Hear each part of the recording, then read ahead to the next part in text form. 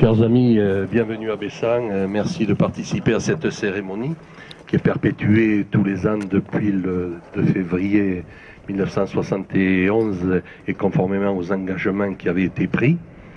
Bessan souhaite perpétuer ce mouvement et se rappeler que le 2 février 1971, les maires de l'époque, les élus de l'époque ont préservé l'avenir de la viticulture. Merci.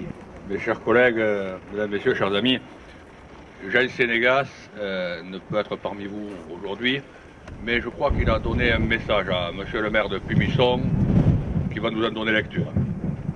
Aujourd'hui, si vous le permettez, je parlerai au nom de monsieur Sénégas, qui pour des raisons de santé se trouve dans l'impossibilité d'être parmi nous.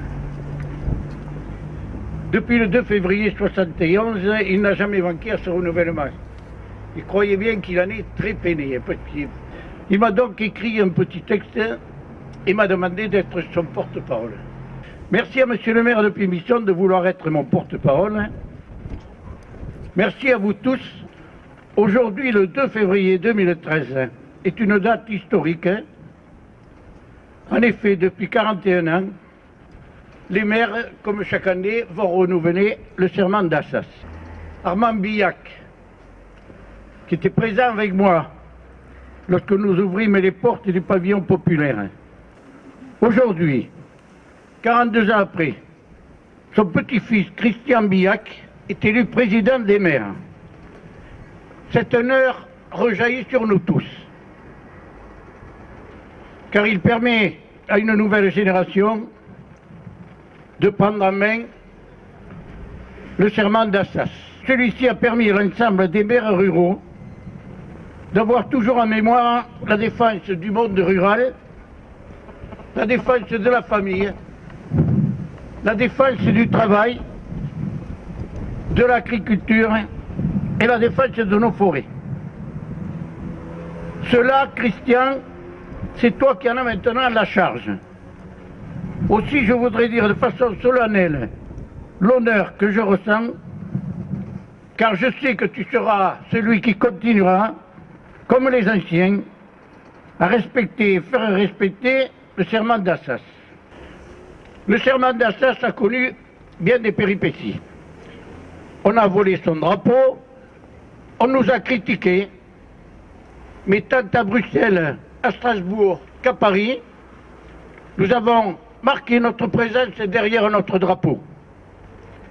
Nous savons que tu continueras dans cet état d'esprit et que le monde rural en général, la viticulture en particulier, seront toujours âprement défendus. Sachez que dans quelques heures, je serai en pensée à côté de vous, lorsque vous prononcerez le serment d'Assas, et que je lèverai la main bien haut en criant « Nous le jurons ». Je crois qu'on peut applaudir Jean, parce qu'il est avec nous pour la pensée. Monsieur le maire de Pumisson, merci pour ces paroles. Il manquait la voix rocailleuse de Jean. Monsieur le ministre, monsieur le sénateur, monsieur le député, mesdames, messieurs les maires, chers collègues, chers amis. Alors 1971, c'est un peu loin.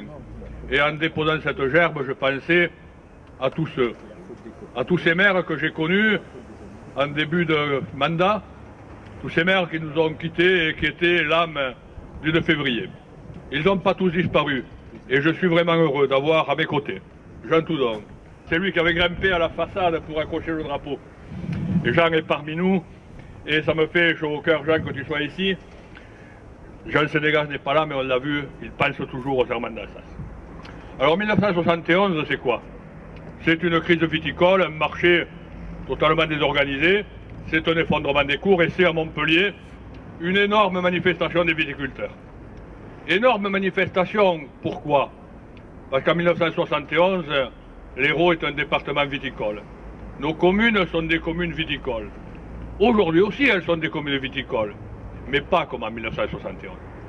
En 1971, dans la plupart de nos communes, excepté le facteur et l'instituteur et quelques personnes qui travaillaient par-ci par-là, la quasi-totalité de la population vivait de la viticulture. On avait une multitude de petites exploitations, de quelques hectares, 4 hectares, 5 hectares. Et là-dessus vivait la famille. Vivait la famille parce qu'en 1971, la quasi-totalité des épouses de viticulteurs n'avaient pas, comme c'est le cas aujourd'hui, un métier à côté qui permettait, comme on dit, de faire bouillir la marmite. C'était la viticulture qui faisait bouillir la marmite. C'était la vente du vin qui faisait bouillir la marmite. Et quand les cours s'effondraient, la marmite ne bouillait plus. Et c'est ce qui explique cette marée humaine qui a déferlé sur Montpellier en ce début du mois de février pour manifester contre la chute des cours. La viticulture, en termes de balance du commerce extérieur, c'est l'équivalent de 40 Airbus A380. Alors on entend parfois nos présidents de droite, de gauche, nos ministres qui vont dans des pays étrangers et qui reviennent en disant « on a vendu 4 Airbus ». Et tout le monde applaudit, et c'est très bien de vendre 4 Airbus. Mais la viticulture, c'est chaque année 40 Airbus qui sont vendus en termes de balance commerciale. La viticulture dans l'Hérault, c'est un paysage. Et que serait l'Hérault si les vignes étaient transformées en hermas, en terrain vague? Ces paysages, c'est aussi le socle du tourisme. Et on le voit, quand la vigne disparaît, ce sont, durant les mois d'été, les incendies de forêt qui ravagent des hectares et des centaines d'hectares de nos paysages. Alors oui, la viticulture est indispensable. Oui, le monde économique a changé depuis 1971. Oui, la sociologie de nos villages a changé depuis 1971. Mais je crois qu'aujourd'hui encore, de par l'intérêt que nous portons à la viticulture, parce que c'est un élément fort de notre économie, de notre village, de notre savoir-vivre, de notre façon de vivre, ce serment d'Assas du 2 février est toujours d'actualité. Alors, ce serment d'Assas, je vais vous le lire, et comme l'a rappelé Jean Sénégat dans son message, à la fin du serment, nous lèverons tous la main pour dire « je le jure ». Voici donc le serment d'Assas, signé le 2 février 1972, pour célébrer le premier anniversaire du mouvement des maires de l'Hérault, qui le 2 février 1971 avait occupé le pavillon populaire. Réunis à la mairie d'Assas, pour rappeler la manifestation de Montpellier et leur occupation du pavillon populaire du 2 février 1971, les maires du 2 février, conscients de traduire le sentiment profond de la quasi-unanimité de leurs collègues du département, fermement décidés à oublier les nuances politiques qui peuvent les séparer pour ne retenir que leur farouche volonté de lutter en commun pour assurer l'avenir des populations qu'ils représentent.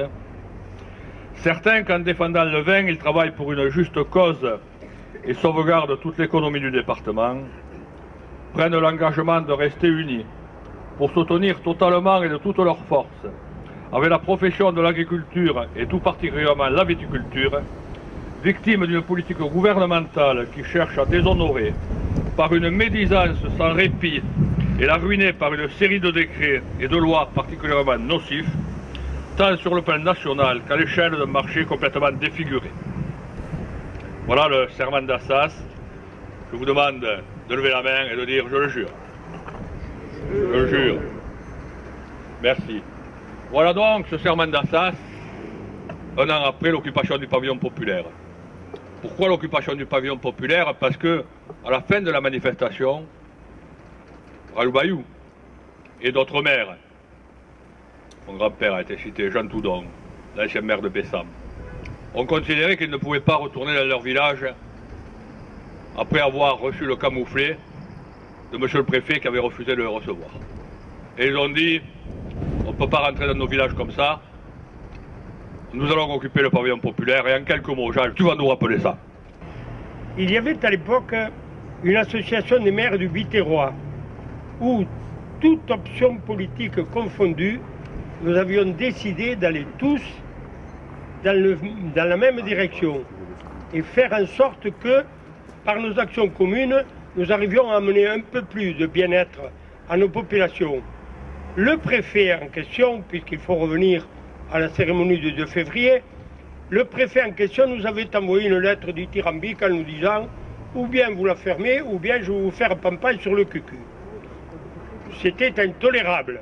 Les termes n'étaient pas exactement ceux-là, bien entendu, émanant d'un petit préfet qui s'appelait M. Vaugon, et il était virulent, mais face à des maires qui avaient conscience de leur responsabilité et un sens du devoir exacerbé, je dois vous dire qu'il n'a pas fait long feu et que l'affaire s'est réglée rapidement. Il nous avait donc envoyé cette lettre en nous disant « Vous rentrez chez vous et on n'en parle plus ».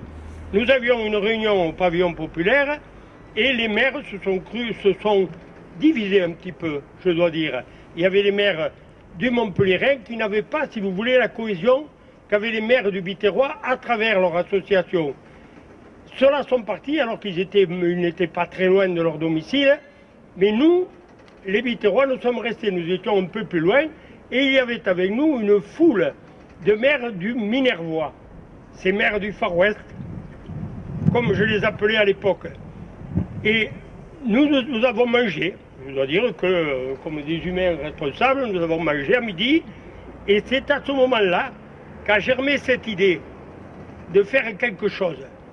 Parce que nous avions honte de n'avoir pas fait plus déjà.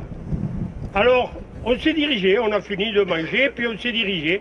Il y avait un maire du Montpellier responsable qui était Henri Monnier, le maire d'Assas, et qui a dit si vous voulez, moi je vais aller chercher mon drapeau. Sénégas, qui était bouillant et plein d'enthousiasme, s'est débrouillé en passant derrière pour venir ouvrir la porte. Nous transformons le pavillon populaire en mairie du département. Et nous avons veillé, il y avait 2 femmes parmi nous, 2 femmes extraordinaires, dont une est encore parmi nous, j'ai nommé Marguerite Bayou, et une autre qui avait été députée à l'époque, qui avait une voix merveilleuse de tonalité, d'ampleur, et qui s'appelait Madeleine Lessac, qui était maire de Saint-Nazaire de la Darès. On a eu droit pendant 2 nuits à la dureté des sièges municipaux de Montpellier. Nous avons décidé donc d'élire le pavillon populaire mairie du département et il fallait un drapeau. Monnier est arrivé avec son drapeau et puis alors, je ne sais pas, dans l'ivresse du mouvement, j'ai pris ce drapeau et je suis allé l'accrocher en haut du pavillon populaire. Ça fait 40 ans que je me demande comment il est fait. Ce qu'il y a de sûr, c'est que pour aller le rechercher, le colonel des pompiers m'a dit « Jean, les miracles n'ont lieu qu'une fois ». Alors j'ai amené la grande échelle. Et je suis allé chercher ce drapeau avec la grande échelle. Et là, je vais m'arrêter. Ce jour, je vais m'arrêter parce que j'en ai pour 3 jours. Mais il faut que je vous dise, cette amitié, il vous faut la maintenir. Il vous faut... Ne vous emmerdez pas avec des histoires politiques. La politique, c'est à un autre niveau. Nous, on est au niveau de la terre. On est au niveau des gens que l'on croise dans la rue. Et ceux-là, on n'a pas le droit de les décevoir.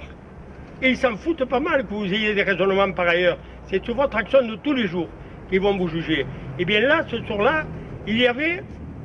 C'était la première nuit, on ne savait pas très bien comment on allait faire, on ne savait pas très bien si on allait manger, ce qu'on allait manger. Le lendemain, les choses ont pris tournure. On avait pris hier, qui était le maire de Mireval, qui était un grand pourvoyeur de nourriture. Alors le lendemain, c'était l'abondance, mais le premier soir, c'était carrément la disette. Et il y avait la scène du pavillon populaire et puis une petite table au pied de cette scène. Et là, le miracle de l'amitié s'est produit. Chacun à tour de rôle a eu envie de nous parler, de se raconter.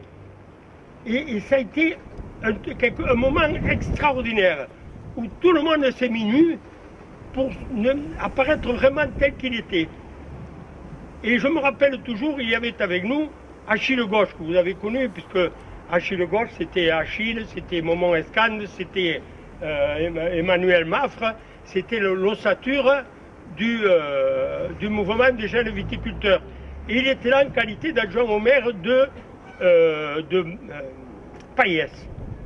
Et il avait eu un petit différend politique avec les mecs du coin parce qu'il s'était laissé aller, il avait été séduit, qui ne l'était pas à cette époque-là, par Jacques Chirac, qui lui avait promis monts et merveilles s'il venait un petit peu l'aider dans sa campagne électorale. Et puis, bon, ben, les choses étant ce qu'elles sont, il s'est retrouvé Grosjean comme devant et il avait ça sur l'estomac. Et il avait envie de nous en parler.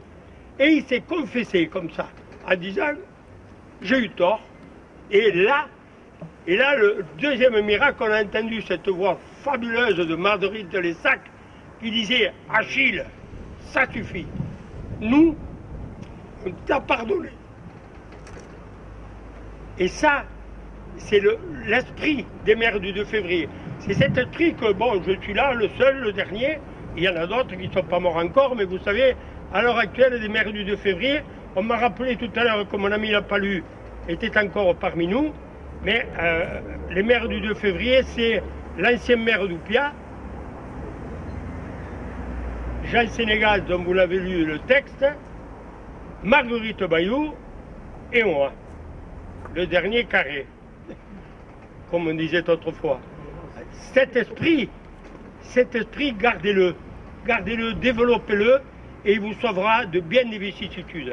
Et merci encore d'être là.